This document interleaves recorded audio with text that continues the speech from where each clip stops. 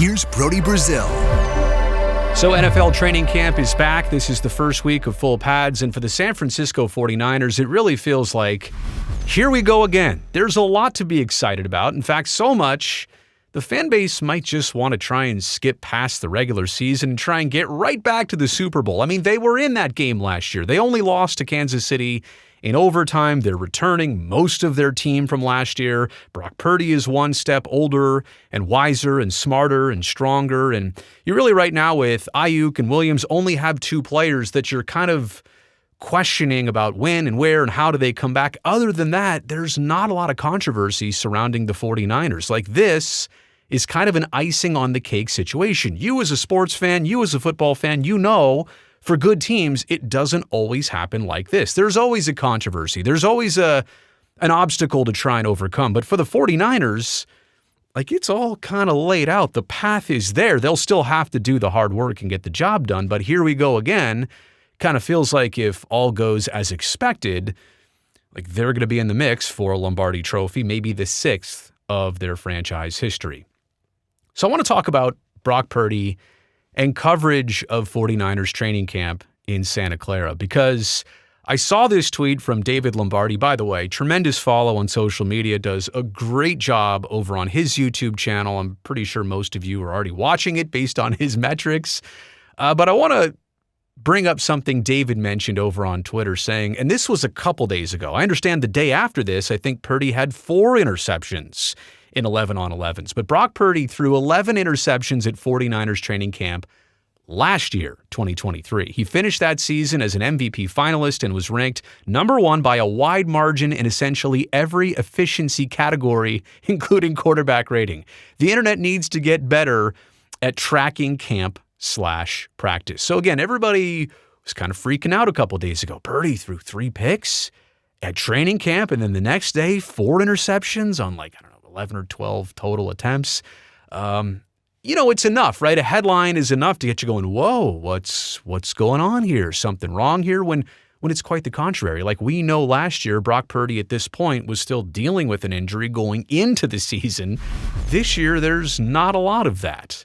He's surrounded by a great cast. Again, he's got all things going for him in the right way, as we know. So to react to, I think, what Lombardi was saying there in his tweet, I want to take it a couple steps deeper here with some takeaways. Like, fans in 2024 are more invested now than ever in sports information and details just like this. Why? Because you're either a huge 49er fan or you're trying to figure out who's going to be your fantasy quarterback this year. And you just want to know, like, how are things starting and how are things going for Brock Purdy? There's a natural interest here, and there's a curiosity of trends. I'm not here to diminish that, of course.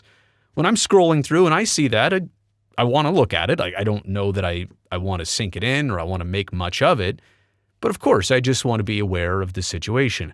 However, we're talking about training camp. I almost did the Allen Iverson and said we're talking about practice. We're literally talking about training camp coverage and how the social media era has totally changed that. I mean, when I was doing a lot of football camps between the 49ers and the Raiders in the late 2000s and early 2010s, there was the emergence of social media, and beat reporters were out there tracking plays and tracking stats, but nothing like it is today, where they can literally tell you a quarterback's completion rate, they can tell you interceptions and fumbles and all that stuff because they're actually keeping track of this. They're keeping tabs on how these 11-on-11 team drills are going. Before social media, there wasn't that. But with that information, like here in late July, and into early August, isn't it going to be silly to go in reverse? I mean, the fact that Lombardi even knew that last training camp, Brock Purdy had 11 total interceptions. Why does that stat still exist? And David, I'm not saying that at you. I actually think the internet needs to get worse at how it perceives this information. Like, don't pay attention to it so much. Don't try and figure it out and make sense of it. How about just don't even pay attention to it in general?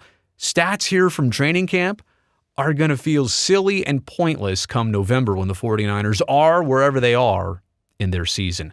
I really feel like training camp 11-on-11s, if you think about like basketball training camp preseason games or baseball spring training games, 11-on-11s have less meaning than like spring training baseball, because at least that's somebody else's team and pitcher trying to strike you out, or vice versa. You're trying to strike out their batters. At least that's two teams competing. This is literally players on the same team, offense and defense, going at it. And they've just installed their offense and they've just put in a few plays, and it's not necessarily trying to show you anything or everything.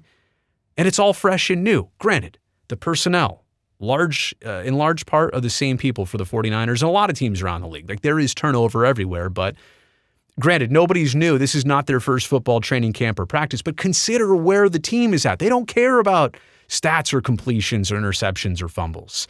And the other part about this is all of it is hearsay, because they don't let you record these drills and these 11-on-11s. You know why? Because they don't want other teams to catch this video and see the result of it. They're fine with the textual descriptions, like, somebody ran this route, crossed the middle, dropped the ball, was picked off, whatever. But they don't want that video existing of the actual plays they're running. So everything is just a description of what happened. And unless you can actually, like in this case, see the interception to understand how it actually played out, it's really hard to understand. Don't get me wrong. My last takeaway here is that all of this is worth monitoring.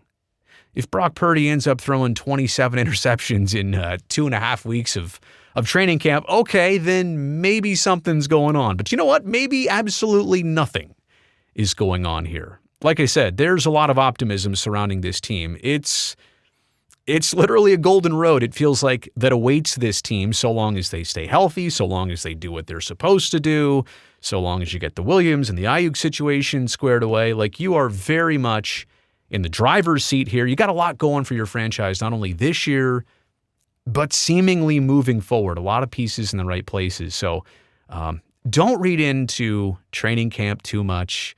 Don't have too many hot takes. Don't overthink this. Enjoy this. Don't overthink this.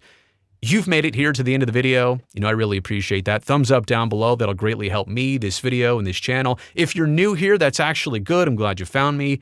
I would love it if you go down there right now. Make sure you hit that subscribe button so I can definitely get to see you back here next time.